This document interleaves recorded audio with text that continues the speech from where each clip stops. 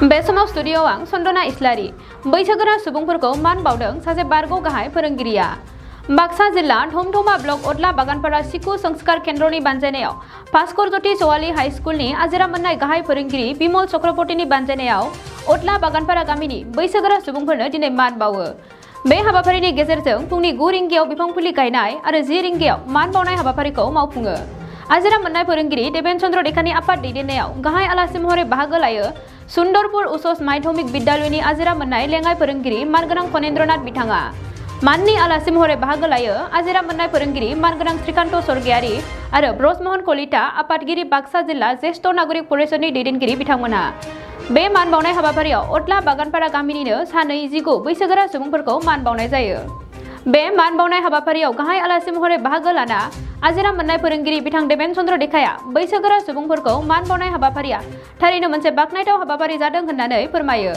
लोगोसे बिथाङा बिमल चक्रवर्तीखौ बेबादि मान बावनाय हाबाफारिखौ हारसिंनो खुंफुंनायखौ गोजोननाय फोरमायनायजों लोगोसे साबायखर बावदों। बाक्सा मसलपुरनिफ्राय दिबाजुराम गयारिनि खौरां। আজি ইয়াত অদলা বাগানপাৰা শিশু সংস্কাৰ কেন্দ্ৰৰ উদ্যোগৰ ভাস্কৰ জ্যোতি ছোৱালী হাইস্কুলৰ অৱসৰপ্ৰাপ্ত সহকাৰী প্ৰধান শিক্ষক বিমল চক্ৰৱৰ্তীৰ সৌজন্যত এটি সম্বৰ্ধনা অনুষ্ঠান আয়োজন কৰা হৈছে। এই গাঁৱৰ 29 গৰাকী পুৰুষ আৰু মহিলাক এই অনুষ্ঠানৰ মাধ্যমেৰে তেওঁ সম্বৰ্ধনা যাচিছে আৰু নিশ্চিত ৰূপত এইটো এটা ব্যতিক্ৰম ধৰণৰ কাৰ্যসূচী। সমাজ জীৱনত এইটো এটা নোহোৱা নোপোজা কথা। আমি সামাজিকভাৱে কিছু সংখ্যক লোকক হয়তো আমি সম্বৰ্ধনা দিওঁ বা সংঘবদ্ধ হৈও আমি দিওঁ, কিন্তু একক প্ৰচেষ্টাৰে ব্যক্তিগত প্ৰচেষ্টাৰে এনেধৰণে বহুতো মানুহক সম্বৰ্ধনীয় ব্যৱস্থাটো আমি দেখা নাছিলোঁ। আজি অদলাৰ নিবাসী বিমল চক্ৰৱৰ্তীয়ে কিন্তু আমাৰ মাজত এটা উজ্জ্বল উদাহৰণ হৈ দেখা দিছে। তেওঁ 29 গৰাকীকৈ পুৰুষ আৰু মহিলাক সম্বৰ্ধনা যাচিছে আৰু ইয়াৰ জৰিয়তে সমাজ জীৱনত জ্যেষ্ঠসকলৰ যে এক মান্যতা আছে, সমাজ জীৱনত জ্যেষ্ঠসকল যে অপৰিহাৰ্য অংগ, এই কথাটো প্ৰতীয়মান কৰা হৈছে আৰু এই কাৰ্যৰ দ্বাৰা আমাৰ নতুন প্ৰজন্মই নিশ্চয় বহুখিনি কথা শিকিব। তেওঁলোকেও হয়তো এদিন এনেকুৱাকৈ জ্যেষ্ঠ হ'ব আৰু জ্যেষ্ঠ হ'লে তেওঁলোকো শাৰীৰিকভাৱে কিছু দুৰ্বল হ'ব, মানসিকভাৱে দুৰ্বল হ'ব। তেনে অৱস্থাত তেওঁলোককো হয়তো সামাজিক কিছু অনুপ্ৰেৰণাৰ প্ৰয়োজন হ'ব আৰু সেই অনুপ্ৰেৰণাটো এনেধৰণৰ অনুষ্ঠানৰ মাধ্যমেৰে দিয়াৰ কাৰণে বিনামূলীয়া প্ৰয়াস কৰা হৈছে। সেই প্ৰয়াসক মই বহু ধন্যবাদ জ্ঞাপন কৰিছোঁ। আজিৰ নতুন প্ৰজন্মই যিধৰণে জ্যেষ্ঠক সন্মান দিব লাগে, সন্মান তেনেধৰণে দিয়া হোৱা নাই, কিন্তু তাৰ কাৰণে মই পোনপটীয়াভাৱে কিন্তু আমাৰ নতুন প্ৰজন্মক জগৰীয়া নকৰোঁ। এইকাৰণে যে আমাক পৰিয়ালবিলাকত সংস্কাৰৰ প্ৰয়োজন আছে, নৈতিক শিক্ষাৰ প্ৰয়োজন আছে। আজি বিদ্যালয়ত নৈতিক শিক্ষাৰ কোনো ব্যৱস্থা নাই। গতিকে নৈতিক শিক্ষাৰ ব্যৱস্থা থাকিলে, পৰিয়ালবিলাকত সংস্কাৰ থাকিলে, সমাজত সংস্কাৰ থাকিলে মই ভাবোঁ নতুন প্ৰজন্মই আমাৰ জ্যেষ্ঠ চামক সন্মান কৰিবলৈ, মান্যতা দিবলৈ তেওঁলোক বাধ্য হৈ পৰিব। সেইটো নোহোৱাৰ কাৰণে আচলতে আমাৰ মাজত এই ব্যৱধানটো বাঢ়িছে বুলি মই মনে প্ৰাণে বিশ্বাস কৰোঁ। हाय बर' फरायसाफोरनि थाखाय गियान स्रोतआ मोनसे गोजोनथाव सोलोंथाइनि राहा लानानै फैदों। नोंथांमोना गियान स्रोतनि राहाजोंनो लानो हागोन न'आव थानानै डिजिटेल मुगाजों डिजिटेल सोलोंथाइ। गियान स्रोतनि गेजेरजों नोंथांमोनहा बर' आयदानि मोनफ्रोमबो आयदाखौनो गोरलैयै मबाइल लेपटपनि गेजेरजों गियान स्रोत एपनि गेजेरजों सोलोंथाइ लानो हासिगोन। गियान स्रोतआ नोंथांनि सोलोंनायनि थाखाय जायखिजाया समावनो नोंखौ सोलोंनायाव मदद होगोन। डिजिटेल मुगानि गोदान सोलोंथाइ आदबाव रावनि सायाव जेबो जिंगासिनांगौ गैलिया।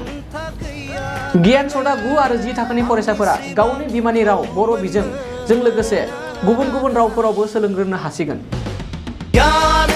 गियान स्रोतआव फोरोंगिरिफोरा फरायसाफोरनि बुजिनायाव गोरलै जानायनि थाखाय ग्राफिक्स, एनिमेशन आरो मोगथाङारि गोबां बिदिन्थि लानानै बुजायनाय जागोन। आरो नोंथांनि ओनसोलाव इन्टारनेट गैया नामा?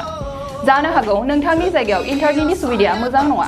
अब्लाबो जिंगासिनांगौ गैयाजासे डिजिटेल बिजोंनि सोलोंनायाव नोंथांनि मबाइल आरो लेपटपआवनो सोलिबाय थागोन। गियान स्रोतआ बयनिबो थाखाय गुन गोनां सोलोंथाइ लानायाव गोरलै खालामदों, जोबोद खम बेसेनावनो गुन गोनां सोलोंथाइखौ। आथिखालसिमाव गियान स्रोतआव मोननो हानाय आयदाफोरानो जादों फारियै सानखान्थि, रांखान्थि, राजखान्थि, भुमखौरां, जारिमिन, मुवा बिगियान, रासायनारि बिगियान, जिबारि बिगियान, बिमा राव आरो इंराजि। गियान स्रोत एपखौ गुगल प्ले स्ट'रआव मोननो हागोन। नोंथांमोना डेम' एपखौ डाउनल'ड खालामनानै गावनि रावजों सोलोंनायनि मोनसे गोदान खाबुनि मोन्दांथिखौ लानो नाजा। बेयो मोनसे अफलाइन एप आरो गासैबो फराफारिखौ मेम'रि कार्डनि मददनि गेजेरजों मोननो हागोन।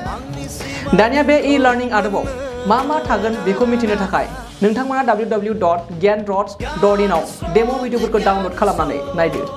गियान स्रोतआ फरायसाफोरनि रोंगौथि जौगानायनि थाखाय मोनसे थार लोगो। नोंथांनि गथ'फोरनावबो रोंगौथि दं, नाथाय सोलोंनायनि मोनसे थार लोगोनि गोनांथि दं। बेनिखायनो गियान स्रोतआ जाबाय नोंथांनि थार लोगो। सोलोंथाइ दं जेराव गियान स्रोत जोंनि आसाया दं जेराव। मोनसे गोजोनथाव खौरां। गोजोननि नोगोर क'क्राझाराव थानाय बाजार इन्डिया आरो एमआरएम हस्पिटाल साखाथियाव बड'लेण्ड थेरापि सेन्टाराव थुब्ला ब्रह्मआ गुबुन गुबुन रोखोमनि सानाय सुनाय गोनां सुबुंफोरनि थाखाय फाहामथाय होनाय जायो। जेरै जान्जि सानाय, हान्थु सानाय, गोदोना सानाय, आदै सानाय, आफादावदै सानाय, जानजि जरा सानाय, खर' सानाय, सिनस्रि जरा सानाय बैफोरबायदि सुबुंफोरनि सानायफोरखौ फाहामथाय होबोगासिनो दं। सोरबाफोर बे बेरामाव गोग्लैनाय सुबुंफोरा बे खाबुखौ लानो हागोन। गोबां मिन्थिनो थाखाय नैबे जानबुं नङाव फन खालाम 9974030738।